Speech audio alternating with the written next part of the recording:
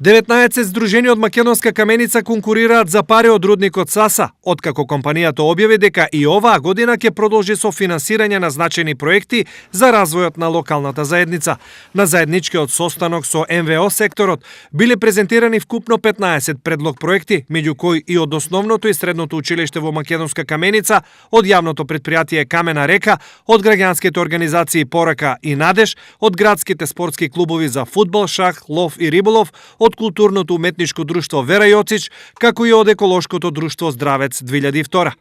Да се биде општествено одговорна компанија, значи да се биде свесен дека покрај за сопствениот развој треба да се води сметка и за развојот на заедницата на која и припаѓаме. Ова е принципот по кој се раководи нашата компанија и затоа во рамките на своите можности секоја година одвојуваме финансиски средства за реализација на приоритетните проекти и активности на локалните граѓански организации, спортски клубови и институции. Овој годишен состанок е добар начин да се запознаеме со нивните планови и приоритети, рече генералниот директор на САСА Олег Телној.